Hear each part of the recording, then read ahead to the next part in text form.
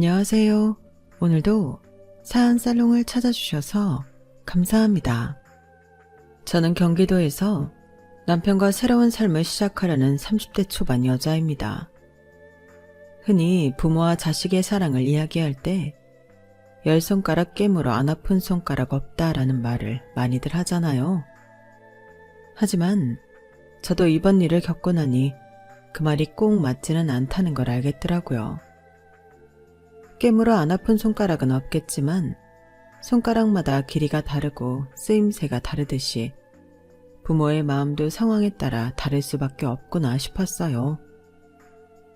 이건 어릴 때부터 어렴풋이 느껴왔던 부분인데 이번에 확실히 깨달았네요. 한서방, 이따 점심에 와서 TV 좀 고쳐주게. 어제 저녁까지 잘 나왔는데 갑자기 안 나와. 오늘 저녁에 드라마 봐야 하는데 말이야. 와서 좀 봐줘. 처음엔 여느 집과 다르지 않았어요. 제가 언니가 한 명 있는데 아직 결혼을 안 했거든요. 그러다 보니 저희 집의 유일한 사위인 남편은 부모님께 막내 아들 같은 존재였어요. 남편은 작은 음식점을 운영하고 있었는데 직장을 다니는 저나 언니와 비교하면 시간이 상대적으로 여유로웠거든요. 그래서 부모님은 무슨 일이 생기면 늘 남편에게 전화하셨어요. 그게 처음엔 오히려 고맙게 느껴지더라고요. 왜냐하면 저희 결혼이 그렇게 쉽게 이루어진 게 아니었거든요. 뭐? 네가 뭐가 아까워서 그런 고등학교 겨우 졸업한 남자랑 결혼하겠다는 거야? 결혼은 비슷한 형편에 하는 거라고. 내가 많은 걸 바래? 남들처럼 대학 나오고 직장 번듯한 데 다니고 그래야 말도 통하고 돈도 빨리 모아. 집도 장만할 거 아니냐. 고졸이면 어디 직장이나 다니겠니? 직장을 못 다니니까 작은 식당이나 하는 거 아니야. 이 엄마가 도시락 싸가며 이 결혼을 말려야 하냐? 이제 그만하면 알아들어야지. 엄마, 요즘이 어떤 시대인데 대학 타령이야. 그 사람이 공부 못해서 대학 못 간 것도 아니고 원래 장사에 관심 많아서 음식 장사부터 시작한 거야. 백종원도 음식 장사로 돈 많이 번 거 몰라? 대학 나와서 직장 좋은 데 가도 요즘은 사오정이라고 하잖아. 40전에 회사 잘리면 말짱 꽝이구만. 그러니까 사람만 봐. 사람. 반듯하고 성실한 사람이야. 나 이 사람 아니면 결혼 안 해. 평생 혼자 살 거야. 너 그건 너무 극단적이고. 아니, 엄마가 뭐 사람 자체를 안 본다는 거야? 그래도 현실이라는 게 있잖아. 부모가 자식 걱정 안 하면 누가 해주니? 너는 아까운 대학까지 나와서. 사실 지방대도 대학이라고 4년제 나온 저를 부모님은 늘 아까워하셨어요. 그런데 남편은 헬스장에서 운동하면서 우연히 만났는데 저보다 1살 어리면서도 자기 주관이 뚜렷했거든요. 그리고 미래에 대한 믿음도 확고했죠. 지금까지 만났던 그 어떤 남자보다 듬직하게 느껴졌어요. 그래서 알면 알수록 이 사람이 아니면 안 되겠다 싶었고 교제 사실을 부모님께 알리자마자 엄청난 반대가 이어진 거예요. 그렇게 힘든 과정을 거쳐 결혼에 성공했는데 막내 아들처럼 부모님이 남편을 여기고 툭하면 전화해서 이것저것 부탁하시는 모습이 전 오히려 좋아 보였던 거예요. 이젠 우리 가족이 된 거니까요. 그리고 남편도 정말 성실하게 그 모든 부탁을 들어드렸고요. 왜 이렇게 늦게 왔어? 아무리 저녁 장사하는 식당이라지만 낮에 준비해야 한다며. 그런데 요즘 낮에 문 닫는 일이 많아진 것 같아. 설마 나 모르게 딴살림이라도 찰린 거야? 뭐? 갑자기 딴살림이라니. 나 감시하러 온 거야? 감시는 무슨. 그냥 말 나온 김에 물어보는 거지. 사실 지난번 근처에 물어볼 게 있어서 나왔다가 봤거든. 문 열 시간 한참 지났는데도 닫혀있더라. 그래서 뭔 일 있나 싶었는데 그냥 넘어갔어. 그런데 오늘 또 문이 닫혀 있더라고. 그래서 물어보는 거야. 설마 나한테 말 안 하고 다른 거 준비하고 있는 건 아니지? 아니야, 그런 거 없어. 오늘 인천 갔다 왔어. 인천?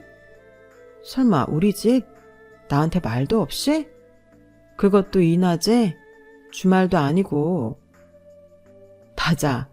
그런데 진정 좀 해. 숨 넘어가겠다. 그냥 어머님 아버님께서 이것저것 부탁하시길래 갔다 온 거야.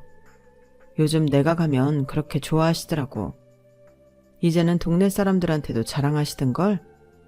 우리 집에도 이제 아들이 생겼다고. 아니, 좋은 것도 한두 번이지. 그러면 며칠 전에도 우리 집 갔던 거야? 왜 나한테는 아무 말도 없었어. 그리고 설마 엄마 아빠가 가게 한다고 놀고 있는 줄 아시는 건가? 전화해서 뭐라고 해야겠다.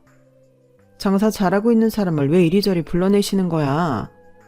오가는 시간이면 3시간은 그냥 날아가잖아. 아, 진짜 전화하지 마. 어머님 아버님께서 이렇게 나를 편하게 대하시는 게 좋아. 정말 싫고 불편하면 안 부르시겠지. 나를 가족처럼 여겨주시는 거잖아. 너도 알잖아. 처음에는 결혼도 반대하시고 나한테 마음 안 열어주셨던 거. 좋게 생각하는 건 좋은데 나는 자꾸 걱정돼. 당신이 아무 말 안 하고 웃으니까 우리 부모님은 괜찮은 줄 아시는 거잖아. 그런데 정말 괜찮아? 힘들거나 불편하지 않아? 내가 불편하면 내가 말했겠지. 어머니 아버지도 내가 잘하고 있는 거 아시니까 더 의지하시는 거야. 좀 힘들어도 이런 과정 없이 어떻게 가족이 되겠어. 그러니까 너무 걱정하지 마. 그렇게 남편은 부모님의 자잘한 부탁을 오히려 가족으로서 인정받는 증거라고 여겼어요. 고졸이라고 눈에 흙 들어가기 전까지 결혼 반대하셨던 부모님이 맞는지 가면 갈수록 의문이 들 정도였죠. 하루가 멀다 하고 남편을 불러내 정말 사소한 일까지 시키셨거든요. 처음에는 저도 이런 모습을 보고 그래도 남편을 믿고 의지하시는구나 라고 생각했어요. 그런데 가끔 남편이 부모님의 부탁 때문에 식당 준비를 늦추거나 중요한 일을 미뤄야 할 때가 생기면서 마음이 복잡해지기 시작했어요. 남편은 그런 저를 이해하지 못했어요. 싫으면 부르지도 않으실 거야. 이렇게라도 가족처럼 가까이 지낼 수 있으면 난 좋아. 그 말을 들을 때마다 남편의 긍정적인 마음에 제가 괜히 예민한 것 같아 머쓱해지기도 했어요. 그렇게 2년 정도가 지났을 무렵 결혼 생각이 없다던 언니가 어느 날 갑자기 신랑감을 데리고 나타났어요. 뭐? 의사? 의사라고? 엄마, 뭘 그렇게 놀라. 의사 처음 봐? 엄마가 그렇게 놀라면 이 사람이 얼마나 민망하겠어. 어머, 미안해요. 내 정신 좀 봐. 병원 갈 때마다 어렵게 만나는 의사가 우리 집에 떡하니 앉아서 사위가 된다고 생각하니까 이게 꿈인지 생시인지 믿어지지 않아서. 아닙니다. 말씀 편하게 하세요. 의사도 평범한 사람인데요, 뭘. 어쩜 인성이 이렇게 좋은지. 많이 배운 사람이 성격까지 좋으면 요즘 말로 반칙 아닌가? 내가 이제 더 바랄 게 없네. 없어. 집안에 의사 사위 있으면 말 다 했지 뭐. 엄마는 언니가 데려온 사람이 의사라는 사실 하나만으로 기분이 한껏 들뜨신 것 같았어요. 그러더니 결국 말이 점점 더 격해지기 시작했죠. 안 그래도 결혼 생각 없던 지희가 결혼할 사람 데리고 온 데서 고졸이라도 반대 말고 찬성해야지 싶었거든. 지희 동생이 2년 전에 결혼했는데 멀쩡한 4년제 대학까지 나와서 대학도 못 간 고졸이랑 결혼한다고 난리를 쳤으니 부모 입장에서 반은 포기하게 되더라고. 그런데 일반 대학도 아니고 의대라니. 하늘은 역시 공평한가 봐. 사위 하나가 고졸인 대신 다른 사위 하나는 의대 졸업으로 끝과 끝을 달리니 말이야. 그 말을 듣던 남편은 잠시 웃더니 고개를 숙이더군요. 저는 순간 얼굴이 화끈거렸어요. 엄마, 사람 옆에 두고 그게 무슨 소리야. 의사 사위 봐서 좋은 엄마 마음은 이해하겠는데 그렇다고 둘째 사위 덤핑 처리하지 말아줘. 얘는 내가 언제 깎아내렸대? 사실대로 말했을 뿐이지. 고절인 건 고절인 거고 의대 나온 건 의대 나온 거 아니야? 괜한 시비 걸지 말고 과일이나 더 내와. 접시 빈 거 안 보여? 그때 어렴풋이 느꼈던 것 같아요. 그동안 남편을 불러들인 건 편해서가 아니라 무시였다는 것을 말입니다. 처음 인사 온 예비 형부는 의사라는 직업을 듣자마자 부모님의 총애를 한 몸에 받더라고요. 뭐 사실 누구나 좋아할 수 있는 직업이라 그런 부모님의 태도를 이해 못하는 건 아니었어요. 하지만 말끝마다 고졸 사위, 못난 사위, 부족한 사위라는 말을 붙여가며 제 남편을 깎아내리는 건 아니라는 생각이었죠. 그런데 그 말에 얼굴 붉히며 기분 나빠하는 건 저고 남편은 허허실실 틀린 말은 아니라며 웃고 있었기에 제 속은 더 뒤집어졌는지 모르겠네요. 엄마, 이렇게까지 해야 해? 엄마가 하면 되는 거 아니야? 이걸 왜 한서방이 다 해야 하는데? 엄마 한서방 결혼할 때 이렇게 안 해줬잖아. 얘는 고졸 사위랑 의사 사위랑 같아. 그리고 너 결혼할 때는 엄마 혼자니까 해주고 싶어도 한계가 있었지. 그런데 지금은 같아? 더군다나 소라넷 사람이 음식 장사에서 음식을 못하는 것도 아니고 못해줄 건 또 뭔데? 당신 힘들면 나가서 TV 보고 있어. 식당 일에 비하면 집에서 음식 만드는 거 일도 아닌데 뭘 그래. 가족 되는 거니까 이왕이면 잘 대접해주면 좋지. 안 그래? 그래. 역시 가방끈은 좀 짧아도 장사해서 그런지 머리는 잘 돌아가네. 네 서방말 못 들었어? 괜히 좁은 주방에서 알짱거리면서 방해하지 말고 나가서 TV나 봐. 결혼 반대했던 저와 다르게 언니는 온 친척들이 팔 벌려 환영하는 결혼식을 성대하게 치렀어요. 그리고 신혼여행에서 돌아오는 날 새벽부터 남편을 들들 볶아 한 상 가득 음식을 차리게 했죠. 전날 장 보면 신선도가 떨어지기 때문에 아침 일찍 장 보는 것부터 시작해 하나하나 고기를 재우고 전을 부치는 등 할 수 있는 모든 음식을 다 만들어주고 싶어 보였어요. 문제는 그 음식들은 엄마가 하는 게 아니라 남편이 거의 전담하다시피 만들어야 했다는 점이었어요. 당신은 속도 좋다. 우리 엄마한테 제대로 된 사위 대접 한 번도 못 받아봤으면서 거기서 형부 음식을 만들어주고 싶어? 형님은 사위고 난 아들이니까 도와드리는 게 당연한 거 아니야? 뭐 아들? 언감생심? 떡 줄 사람은 생각도 안 하는데 김치국부터 마시는 소리하고 앉아있네. 엄마 하는 소리 듣고도 그런 말이 나와? 장모님이 표현을 못해서 그렇지 원래 어려워하는 사람 따로 있고 편하게 지내는 사람 따로 있는 거야. 나는 괜찮으니까 괜히 장모님 앞에서 화내지 마. 당신이랑 결혼하면서 내가 이 정도 각오도 하지 않았을까봐? 나는 괜찮으니까 가서 TV나 보고 있어. 알았지? 남편은 그저 웃어 넘기려 했지만 저는 엄마의 말이 마음속에 남았어요. 엄마가 남편을 얼마나 낮게 평가하는지 명확하게 느낀 거죠. 그런 일은 시간이 지나면서 더욱 선명해지고 있었어요. 일 끝나고 오느라고 힘들었지? 안 와도 되는데 이렇게 집안 행사까지 챙기고 역시 배운 사람은 달라도 뭐가 달라? 여기 소파에 앉아서 TV 좀 보고 있어. 아직 제사 음식 만드느라 좀 있어야 끝나거든. 전 좀 가져다 줄게. 엄마, 너무한 거 아니야? 이 사람은 오늘 장사도 하루 접고 와서 이렇게 제사 음식 만드는 거 돕는데 형부는 오자마자 소파에 앉아 TV나 보라고? 형부도 밤을 깎던 뭐를 도와야 공평하지. 또 시작이야. 그럴 거면 너도 네 신랑 데리고 앉아서 TV나 봐. 나 혼자 다 할 테니까. 의사는 손이 생명인 거 몰라서 그래? 수술하는 귀한 몸을 어디 음식이나 만드는 한서방이랑 비교하고 그래? 하던 대로 하는 게 뭐 큰 잘못이라고? 너는 그 마음 씀씀이를 고쳐먹어. 어떻게 어릴 때랑 달라진 게 하나 없어. 제사는 물론 가족 모임에 늘 주방에서 친정엄마를 돕는 건 당연히 남편 몫이 되었어요.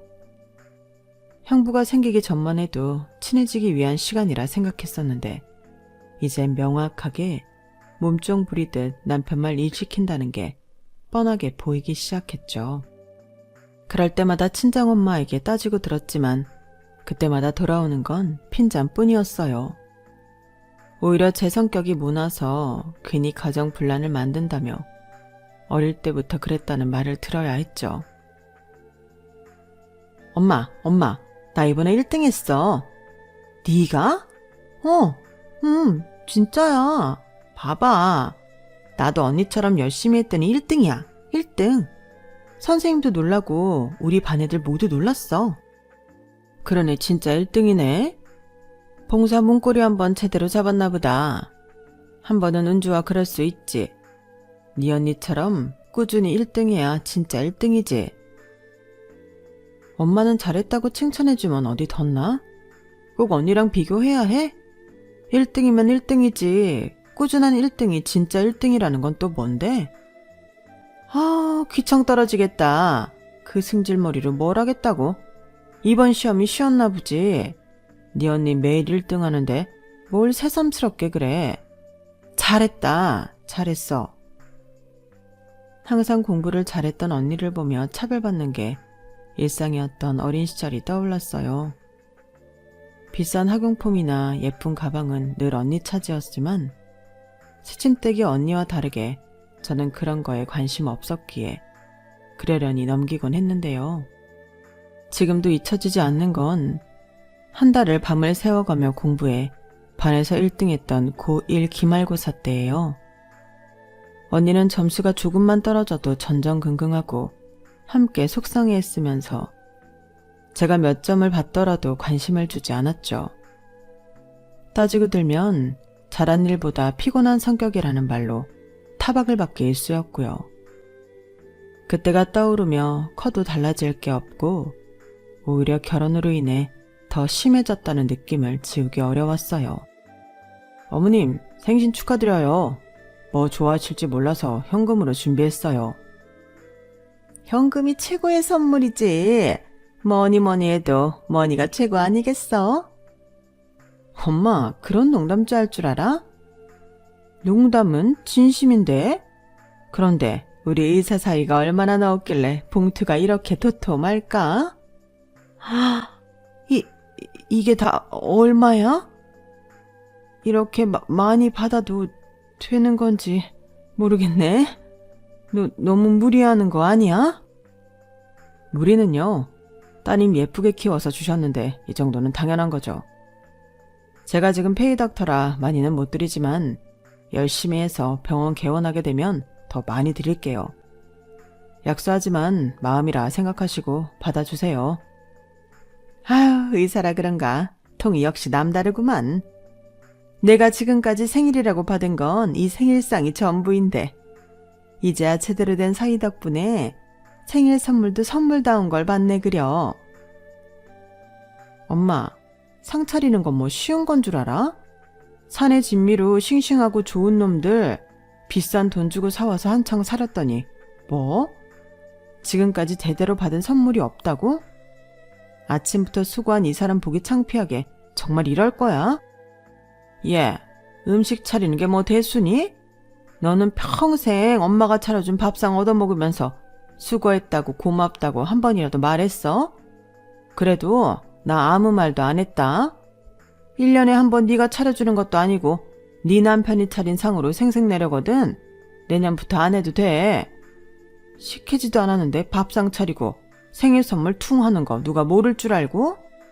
그래도 고등학교 나와 버는 게 변변치 않으니 내 아무 말 안 했다. 그런데 뭐?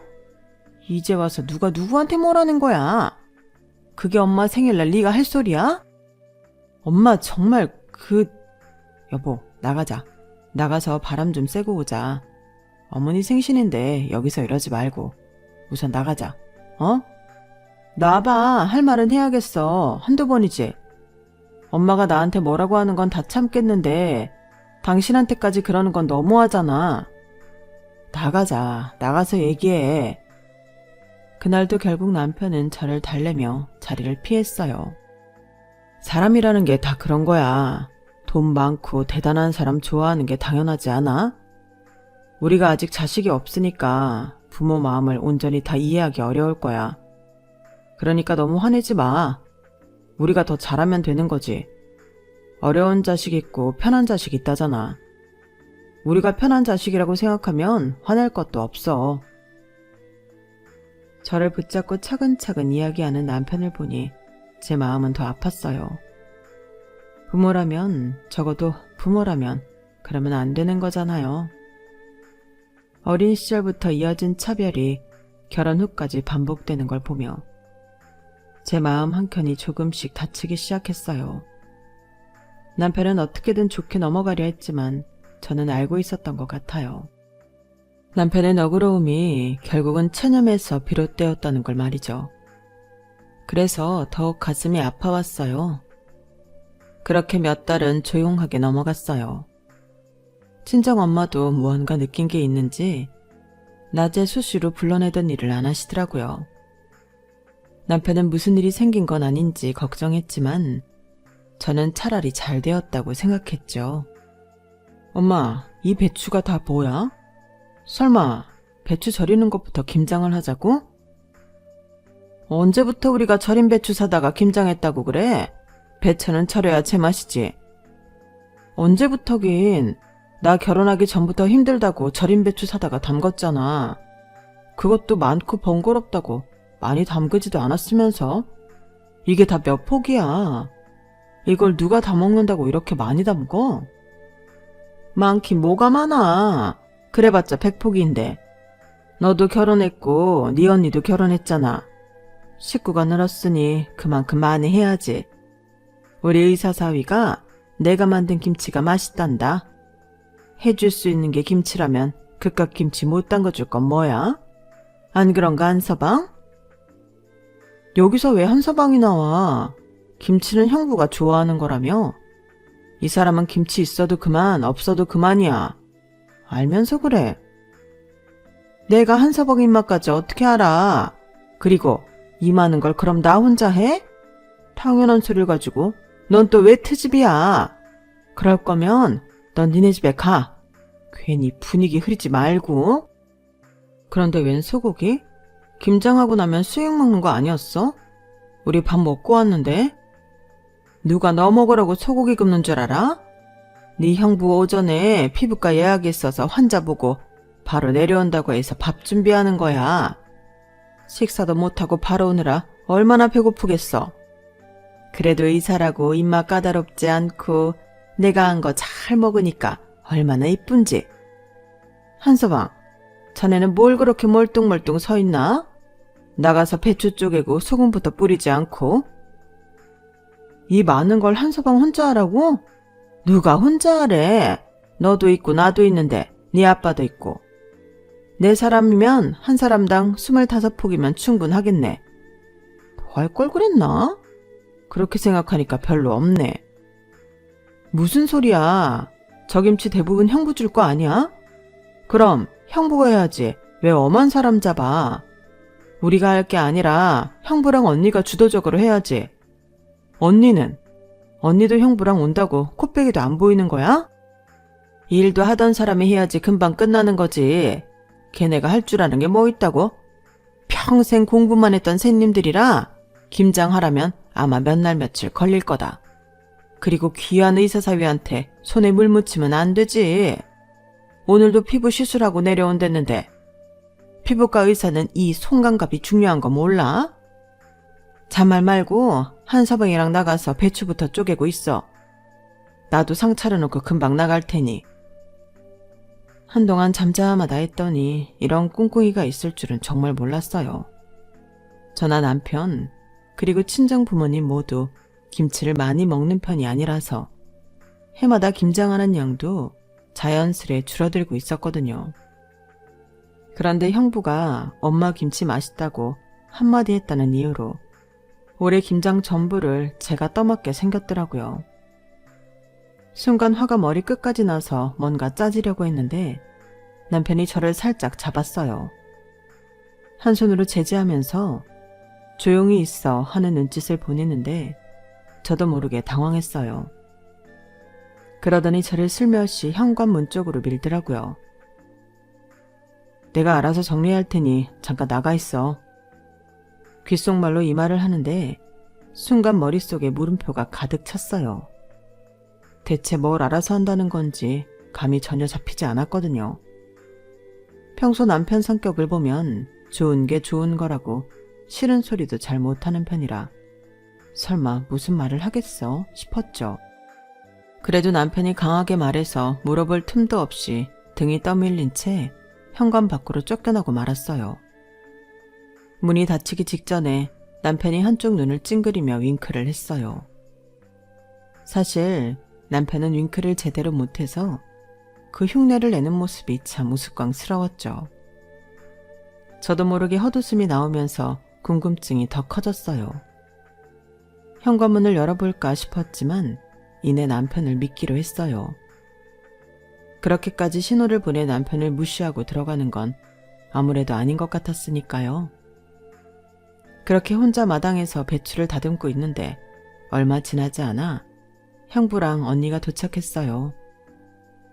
간신히 아는 척만 했지만 같이 집 안으로 들어가고 싶지는 않았어요. 들어가봐야 기분 나쁜 일만 생길 게 뻔했으니까요. 오히려 그때까지도 안 나오는 남편이 이제 나올 때가 되지 않았나 싶었죠. 대체 언제까지 집 안에 있으려고 그래? 그런데 형부가 들어간 지 한참이 지나도 남편은 물론 가족들 모두 마당에 나오지 않는 거예요. 기다리다 지쳐서 결국 현관문을 열고 들어가며 핀잔 섞인 말을 던졌어요. 그러다 그 광경을 보고 제 눈이 휘둥그레졌어요. 아우, 한서방 다시 생각해주게. 우리가 그동안 한서방을 그렇게 대했던 건 편해서 그런 거야. 모르겠나?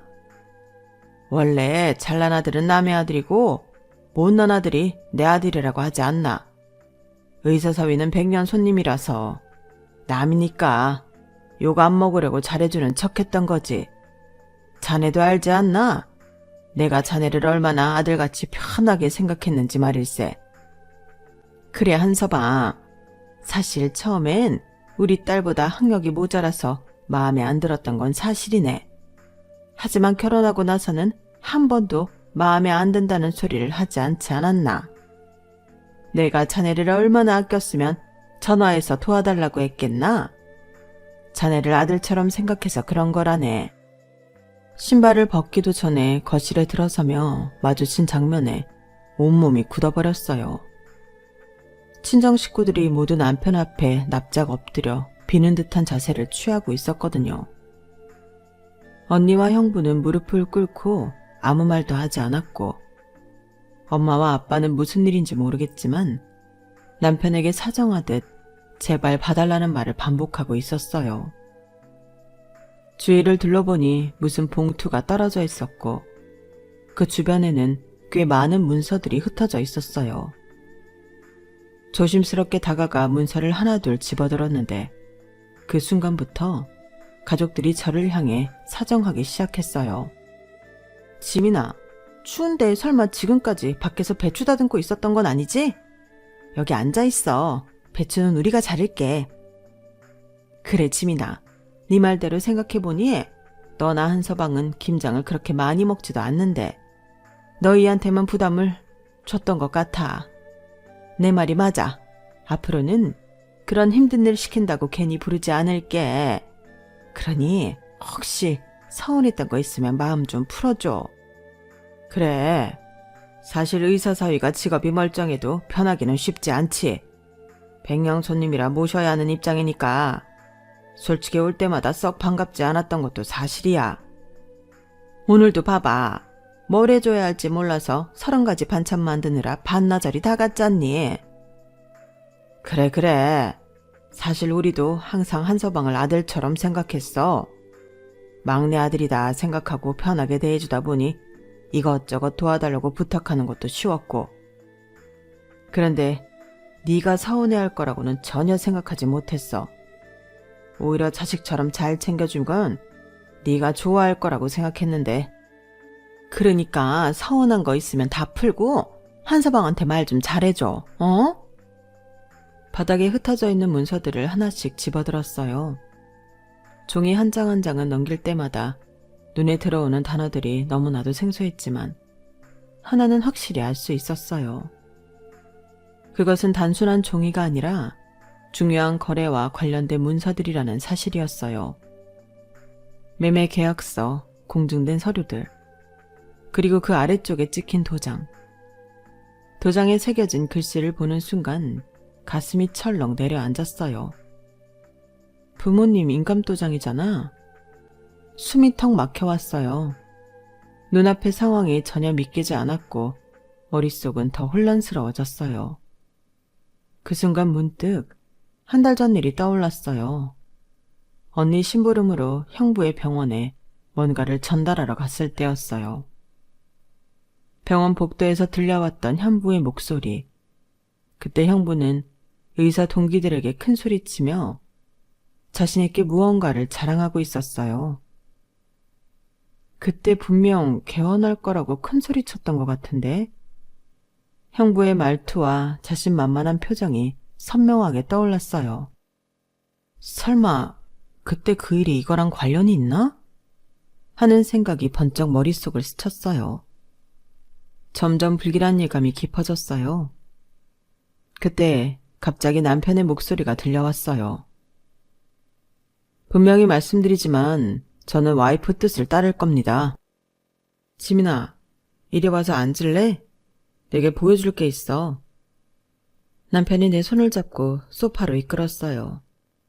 마당에서 배추를 다듬다 들어온 저는 거실에 모인 가족들의 긴장된 표정을 보면서 남편 이야기를 들었죠. 기억나? 네가 지난번에 형님이 병원에서 개원한다는 말을 한 것 같다고 했었잖아. 그러고 보니까 내가 올 때마다 형님도 자주 장모님 댁에 오시더라고. 그러더니 언젠가 청와대에 아는 사람이 있다며 재개발한다는 말을 하시길래 궁금해서 물었더니 나는 고졸이라 모를 테니 상관 말라시더군. 그래서 알아봤지. 궁금한데 알려주지 않으니까. 남편은 테이블 위에 서류체를 펼쳤어요. 우리 식당에 검찰 수사관님이 단골로 오시거든. 그분께 법적 조언을 구했어. 수사관님 말씀이 이런 경우엔 누구나 열람 가능한 등기부 등본이나 공시 자료부터 확인해보라고 하시더라고. 남편이 첫 번째 서류를 보여줬어요. 여기 등기부 등본이랑 근저당 설정 자료를 봐봐. 세 군데 은행에서 총 5억 원의 대출이 있어. 부모님께서 최근에 대출을 많이 늘리신 걸 보면 뭔가 이상해서 찾아봤거든. 재개발 소문은 구청 민원실에서 정식으로 확인했는데 장모님 동네는 재개발 예정 지역이 아니래. 오히려 역사 문화지구로 지정 검토 중이래. 여기 공문이야. 게다가 동네 이장님이랑 통장님들이 다 증언해 주셨어. 형님이 돌아다니면서 재개발 확정이라고 하셨다고. 남편의 말은 여기서 끝이 아니었어요. 그리고 여기 더 중요한 자료가 있어. 형님은 아직 전문의 자격도 없으신데 성형외과 원장님으로 홍보하면서 상담비를 받고 계셨어. SNS에 직접 올리신 광고랑 상담 후기들 다 캡처해뒀어. 남편은 파란색 서류철에 마지막 장을 펼쳤어요. 이런 무면허 의료 행위는 즉시 구속사유가 된대. 검찰에 이미 제보했고 수사관님 말씀으로는 의사 면허가 있다면 취소될 수 있는 사안이래. 순간 앞이 캄캄해졌어요. 친정 부모님 집이 근저당 잡힌 것도 어이없었는데 형부의 의료법 위반이라니. 가족들이 왜 이렇게 비통한 표정을 짓고 있는지 이해가 됐어요. 그래도 해결책은 있어. 내가 그동안 가게 확장하려고 모아둔 돈이 있거든. 여기 통장 사본 봐봐. 4억 8천이야. 부모님 집이 경매로 넘어가기 전에 우리가 매입하면 돼. 남편은 잠시 숨을 고르더니 제 눈을 똑바로 보며 말했어요. 이제 선택은 네 몫이야. 고소장을 제출할지 합의를 할지 난 네가 하자는 대로 할 거야.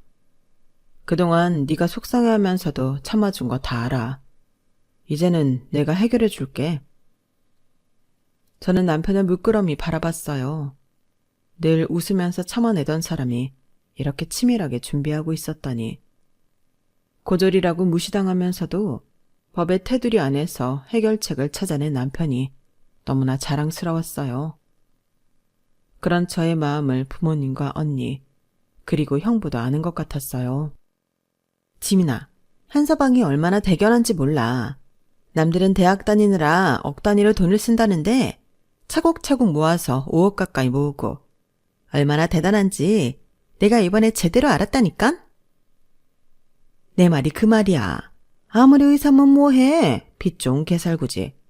허우대 멀쩡해서 직업 탄탄하다고 좋아했는데 뒤에서 이렇게 호박씨나 까고 있을 줄 누가 알았겠냐고.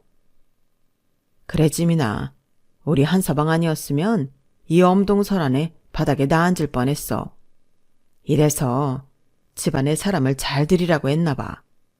우리가 뭐에 씌어도 단단히 씌었었나봐. 우리 똑쟁이 딸이 결혼한다고 할 땐 그만한 이유가 있는 건데 우리가 너무 고졸이라고 무시했지. 이젠 다시 안 그럴게. 우리 계속 이 집에 살아도 되는 거지? 순간 가슴 한켠이 서늘해지더군요. 부모님 말씀에 담긴 진심이 보였거든요.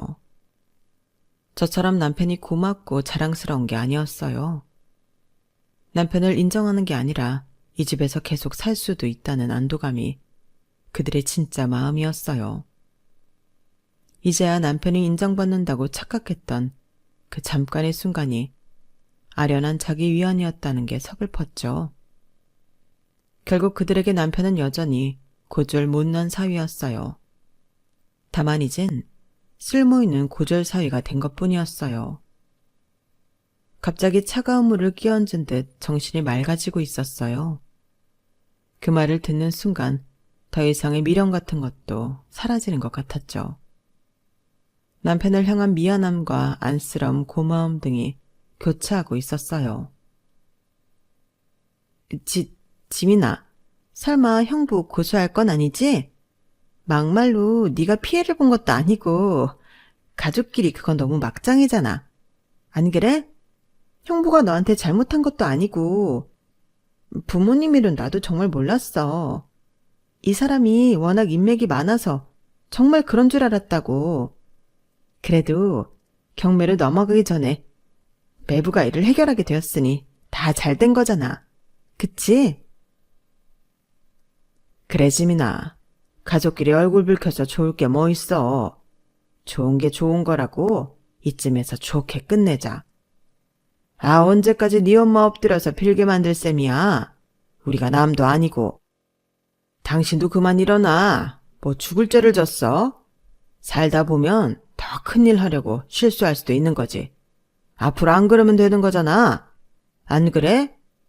꿀먹은 벙어리처럼 입 다물고 있지 말고 지민이한테 사정이라도 해봐. 얘 꼬라지 부리면 장난 아니란 말이야.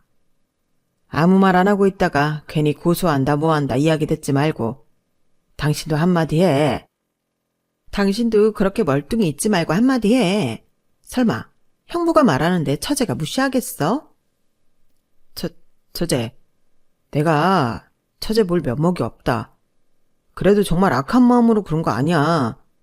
집이야 가지고 있어도 큰돈 안 되는 거 처제도 알잖아. 그런데 집값 5억으로 개헌할 수 있어야지.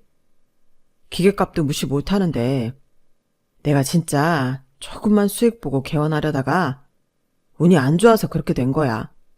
그거 아니었으면 개헌도 무사히 했고 장모님 장인어른도 더 좋은 집으로 이사시켜 드리려고 했어. 진짜야.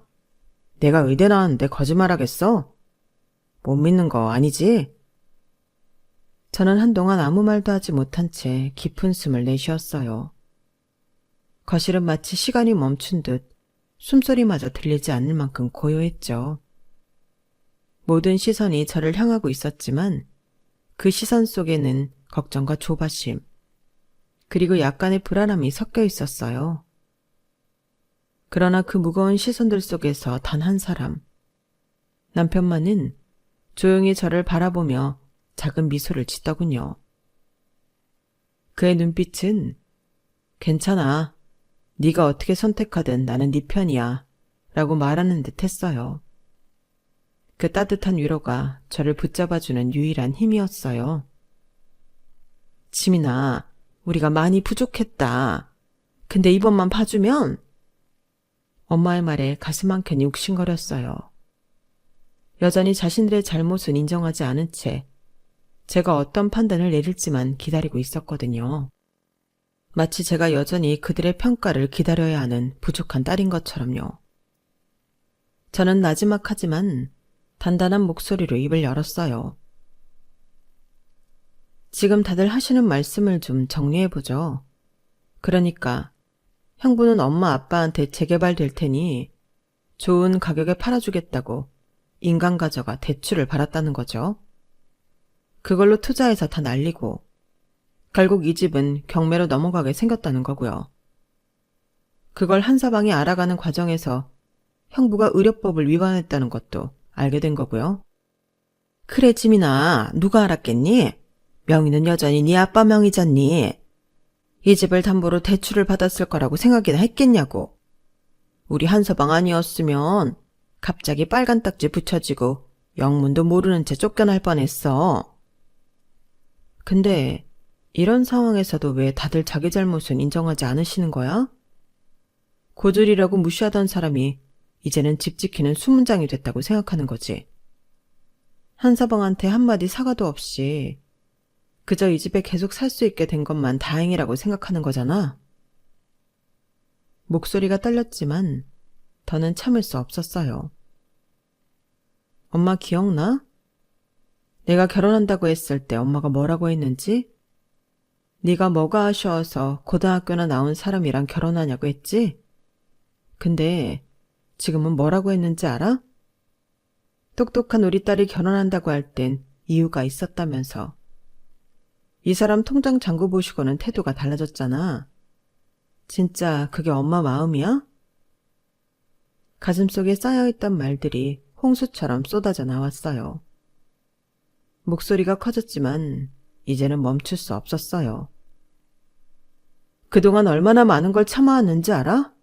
명절 때마다 형부 앞에서 고졸이라고 무시할 때도 동네 친구들 만나면 의사사위 자랑하면서 우리 남편 얘기는 쏙 빼놓을 때도 난 다 알고 있었어. 그래도 가족이니까 부모님이니까 참았지. 근데 이제는 지긋지긋해.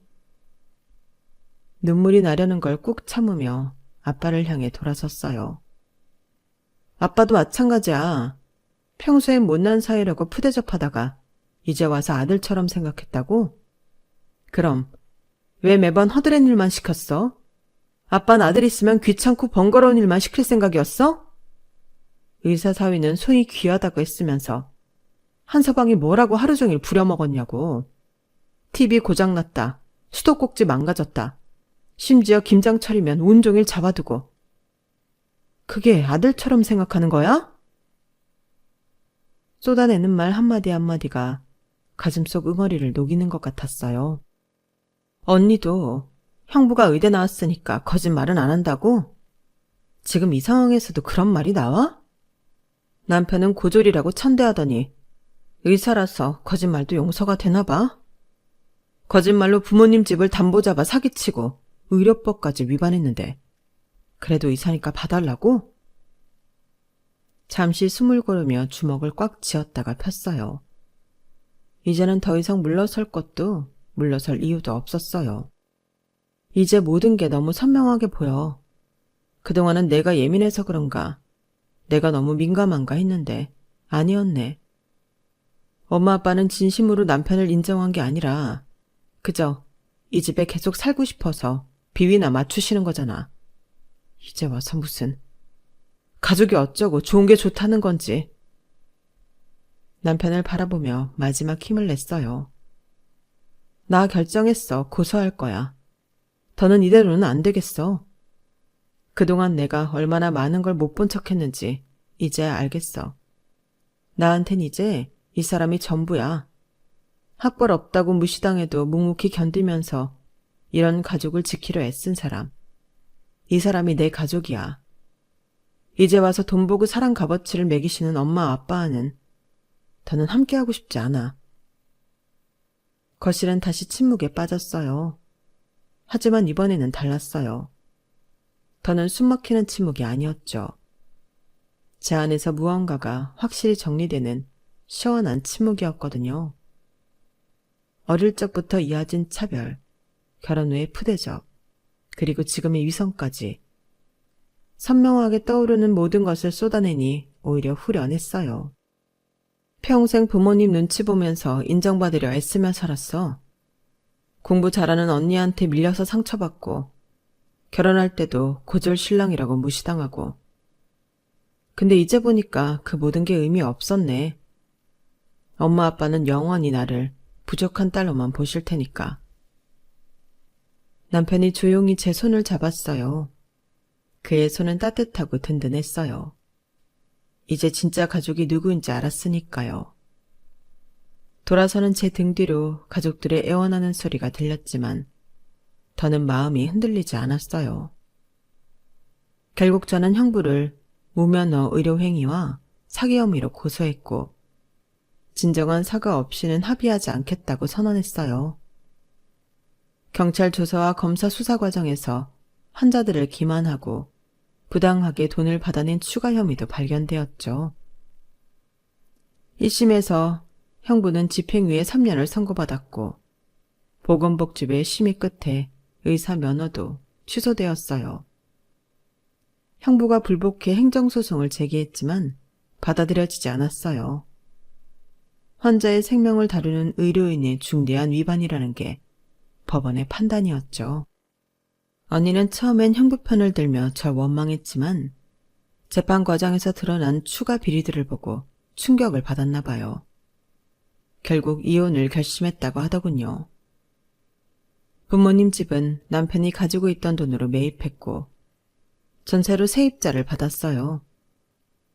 그렇게 생긴 전세자금으로 부모님 두 분이 살 수 있는 집을 구하시라고 했어요. 가족이라는 이유로 이용만 당했지만 그래도 부모님이니까 바닥에 나앉게 할 수는 없었거든요. 부모님은 전세자금을 받으시고도 고맙다는 말은 하지 않으시고 쫓겨나는 당신들의 처지를 한탄하셨죠. 결국 언니네 근처로 이사를 가셨다는 소식을 친척들을 통해 전해 들었어요. 처음에는 친척들이 연락해서 부모 자식 간에 어떻게 그럴 수 있냐며 저를 다그치기도 했지만 이제는 시간이 지나면서 연락도 뜸해졌어요. 명절 때마다 문자라도 드려야 하나 싶다가도 여전히 저를 이해하지 못하실 거란 생각에 차마 연락하지 못하고 있어요. 저는 회사를 그만두고 남편의 일을 돕기 시작했어요. 처음에는 걱정도 됐지만 함께 일하면서 오히려 더 든든했어요. 얼마 전에는 기쁜 소식도 생겼죠. 임신 6주 차라고 하더군요. 병원에서 들은 첫 태아의 침장 소리에 남편은 눈물을 흘렸어요. 저도 덩달아 울컥했죠. 앞으로 태어날 아이에게는 절대로 차별하는 일은 없을 거예요. 저희 부부는 새로운 시작을 앞두고 있어요. 우리만의 작고 소중한 가족을 꾸릴 준비를요. 여기까지가 제 이야기입니다. 긴 글 읽어주셔서 감사해요. 처음엔 넋두리 하는 데 시작했지만 저와 비슷한 상황에 놓인 분들에게 작은 위로가 되었으면 좋겠다는 바람이 생겼네요. 차별과 편견은 우리를 아프게 하지만 그것을 이겨내고 나면 더 단단해진 나를 만날 수 있다는 걸 저는 느꼈습니다. 그리고 진정한 가족의 의미는 서로를 아끼고 존중하는 마음이겠죠. 여러분들도 가족과 서로 아끼고 보살피는 관계가 계속되시기를 바랍니다. 늘 행복하세요. 여러분, 사연 댓글에 응원과 현명한 조언 부탁드려요. 좋아요와 구독은 저에게 큰 힘이 됩니다.